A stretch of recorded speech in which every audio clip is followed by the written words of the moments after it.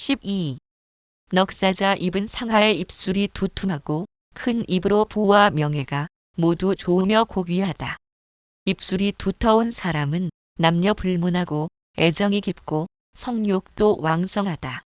윈 입술은 상대에게 주는 애정을 나타낸다. 큰 입을 지닌 여성은 생활력이 강하고 결단력이 있으며 야심가로 남편을 먹여 살린다. 입 끝이 초생달처럼 위로 향한 상으로서 입의 양단이 위로 올라 있고 입술은 얇은 편이다. 성실한 성격과 일하는 솜씨 등에서 윗사람에게 인도받는 경우가 많다. 다만 입술이 너무 얇으면 금전운이나 애정운이 좋지 못한 경향이 있다. 추진골한 윗입술의 중앙부가 밑으로 살짝 밀려 내려온 듯한 입이다. 출세할 상의 소지자로서 좋지 못한 환경에서 태어나도 출세한다. 그러나 중앙부가 사마귀처럼 돌출되어 튀어나온 모양이라면 입은 재앙의 근원이라는 말처럼 고서에는 이를 열면 타인의 흉을 보아 미움을 산다고 하였다. 윈 입술이 직선형이면 지극히 상식적이며 온화한 사람이다. 타인과의 다툼은 피하며 성격의 담백함과 청빈한 타입이다. 따라서 야망이나 욕심을 갖지 않는 고매한 인격의 사람이다.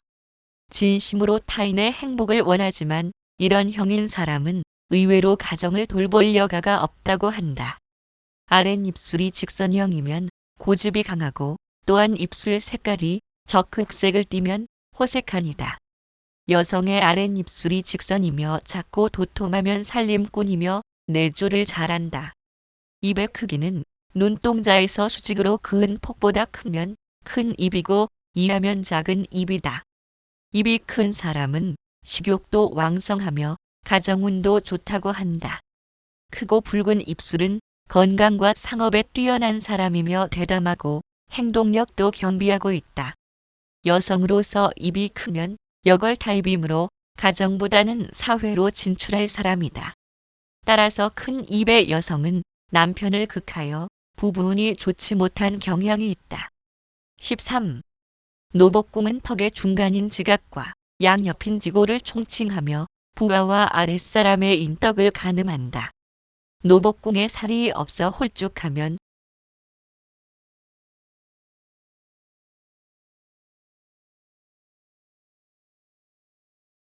흉상으로 본다. 또한 턱선이 완만하고 넓으면 대인관계도 부드럽고 원만하며 턱선이 급경사를 이루면 삶도 가파르고 기복이 많다. V라인은 관상학적으로 말년운이 좋지 못하다. 노복궁은 아래턱 전체를 말하는 것으로 턱은 이마를 바라보듯 두둑해야 한다. 또한 천지창고로 불리는 관자놀이 부분인 천장천이궁과 턱의 양옆인 지구가 함몰되지 않고 살집이 풍만하고 두둑하면 매우 귀한 상으로 본다. 옆 그림은 지구는 충실하나 이마의 가장자리인 천장은 다소 부족한 편이다. 턱이 이중턱으로 세력을 얻으면 말년의 재물운도 좋고 애정도 풍부하며 장수할 상이다. 이마 가장자리인 양쪽의 뼈가 둥글면서도 네모진 듯 각을 이루면 왕성한 의욕을 타고나서 끝없는 노력으로 성공을 입고는 의지형이다. 턱인 지각이 풍만하게 둥글둥글하면 먹과 복이 있어 따르는 자가 많음을 의미한다. 만일 부모 덕을 상징하는 이마가 다소 빈약해도 아랫부분인 하관이 발달하면 본인의 노력을 통해 자수성가하여 성공한 사업가 중에서 특히 턱과 광대가 발달한 사람을 많이 볼 수 있다. 상모라 함은 얼굴의 전체적인 모양이며 천지창고가 빈틈없이 채워지고 얼굴을 3등분한 삼정이 균등하면 조화와 균형을 이룬 상격이라 한다. 오관이 비록 좋아도 상모가 조화를 이루지 못하면 상격에 들지 못하고 상모가 조화로우면 오관이 좋지 않아도 하격은 되지 않는다. 옆그림은 상모가 조화롭고 오관도 길상이니 귀격이다.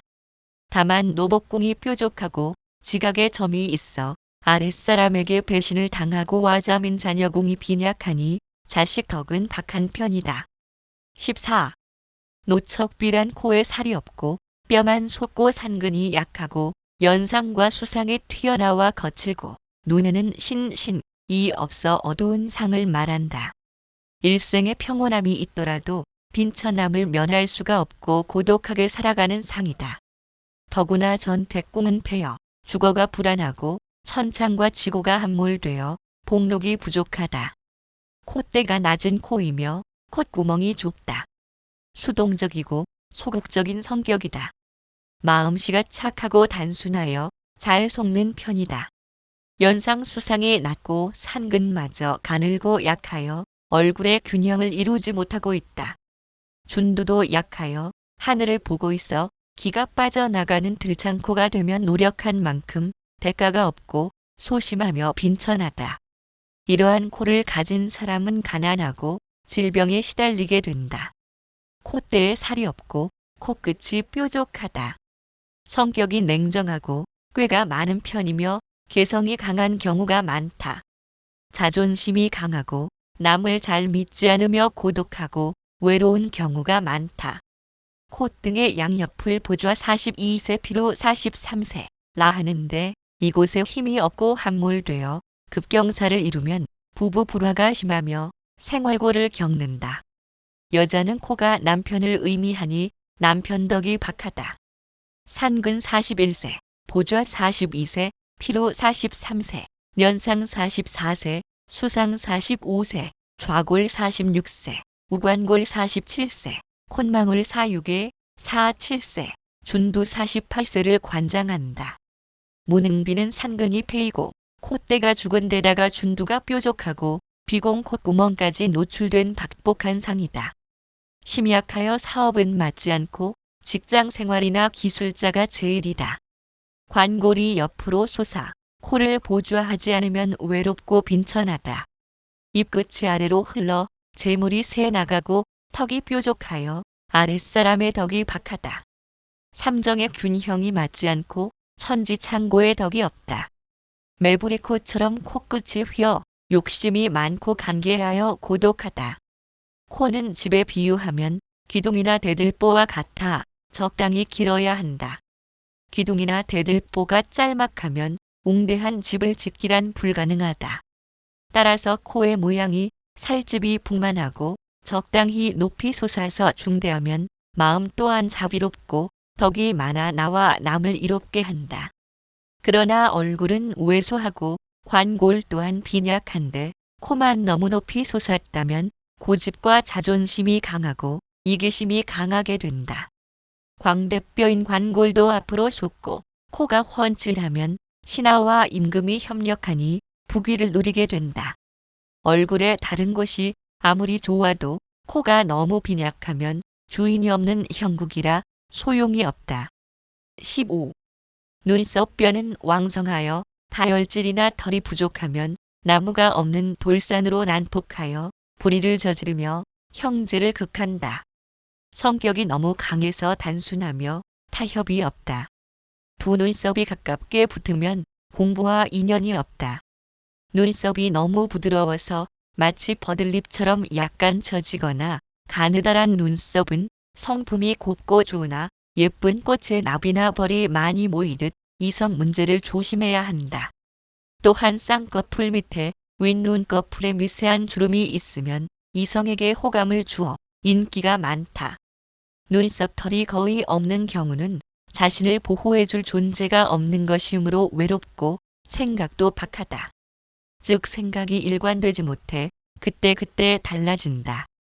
또 드문드문 난 눈썹은 마치 눈에 벼가 없는 모습이니 거둘곡식이 없듯 잃을 게 없는 상이다. 눈썹의 색상이 진하고 풍성하며 가지런하고 윤기가 있으면 형제가 많고 우애가 좋다. 또한 적극적인 행동력을 나타내며 정열적이다. 반면에 눈썹이 얼기설기 엉켜서 난 사람은 형제 불화 등이 있을 상이다. 눈썹 머리가 눈까지 길게 내려오면 성품이 조급하고 부부연이 파경을 겪는다. 양눈은 자신과 배우자를 의미하는데 산근에 의해 가로막혀도 동일하다. 미련하다는 말은 양눈썹이 붙었다는 의미로 눈썹 사이가 가까우면 인당이 좁아지니 소견도 좁다. 인당이 지나치게 넓으면 기운이 흩어지니 불길하다. 눈썹이 듬성듬성 낮거나 흐트러져 있는 사람은 일생 남과 쟁투가 심하고 재물이 모이지 않으며 심하면 관제가 끊어지지 않는 상이다. 눈썹은 눈에서 멀리 있을수록 좋은데 만일 눈썹이 너무 낮아서 자신의 영혼과 정기가 깃든 눈을 내리누르면 매사가 막히고 만사가 불성이다. 또한 산근이 너무 튀어올라 양쪽의 눈썹 머리 사이를 갈라놓듯 방해하는 형상이면 집안이 기울면서 동기간이 뿔뿔이 흩어진다.